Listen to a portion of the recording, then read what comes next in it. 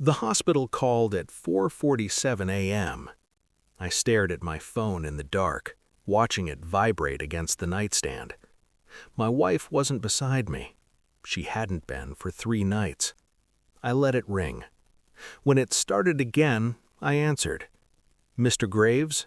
The voice was clinical, professional. "Your wife has been admitted to the emergency room, along with 3 other individuals. We need you to come immediately." I sat up slowly. "What happened?" "We're not entirely sure yet, but all 4 patients are presenting with identical symptoms: severe abdominal pain, hemorrhaging, elevated toxin levels." I didn't ask which 3. I already knew. 2 weeks ago, my wife told me the truth, not because she felt guilty, because she wanted me to know. "If you can't handle me sleeping with your friends, then leave," she'd said, standing in our kitchen with her arms crossed. "They're real men, not like you." Marcus, Devin, Joel. My best friends since college.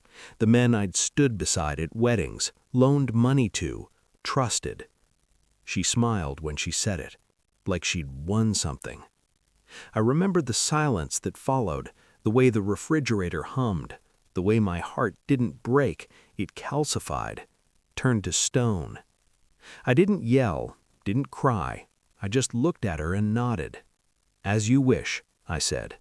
Then I smiled, cold, controlled. She didn't understand what that smile meant, not yet. I didn't move out, I didn't confront them. Instead, I started cooking.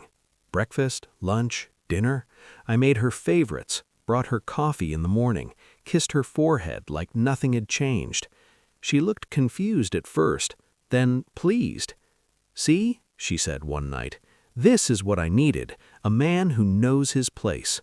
I nodded, poured her wine, watched her drink. She didn't notice I never touched mine. I invited Marcus, Devin, and Joel over for poker night.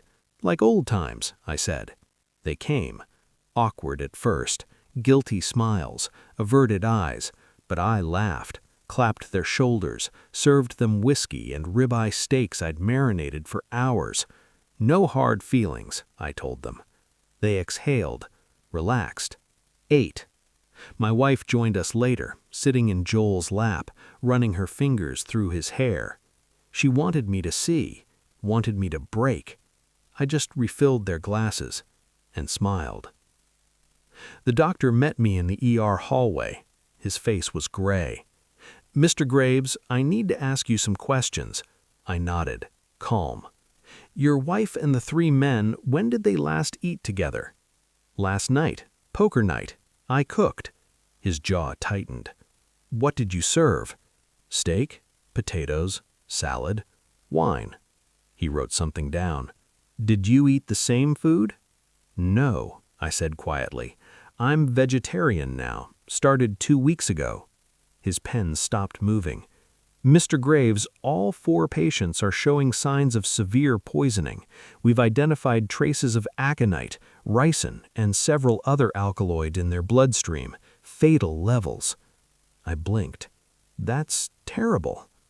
"These toxins don't occur naturally together. Someone would have had to deliberately—" "Doctor," I interrupted softly, "are you accusing me of something?" Silence. He stared at me. I stared back. "I'm a research chemist. I know exactly what those compounds do, which is why I'd never be stupid enough to use them." Another beat. "Then how?" "Check the marinade. Check the wine. Check everything." He did. 3 hours later, he returned. "We found nothing." I nodded. "May I see them?" They were in adjacent rooms, IV lines, heart monitors, pale faces slick with sweat. My wife saw me first. "David," her voice cracked, "help me, please." I pulled a chair to her bedside, sat down, folded my hands. "Do you remember what you said to me 2 weeks ago?" Her eyes widened. "You told me to leave if I couldn't handle it. You called them real men." Marcus groaned from the next room. Devin was vomiting. Joel just stared at the ceiling, trembling. I didn't poison you, I said. Her face twisted, confusion, hope. But I did teach you something. I leaned closer. Those meals I cooked, they were safe, perfectly safe. She shook her head weakly. But the meals you four shared without me, the ones you had at Marcus's place, Devin's apartment, Joel's house, those were different, weren't they? Her breathing hitched. I never touched your food, I whispered. But I knew you'd share theirs, so I made sure they had ingredients, special ones, gifts I left in their kitchens over the past 2 weeks, herbs, spices, unmarked bottles. Her mouth opened. No sound came out. They trusted me, I said. You trusted them.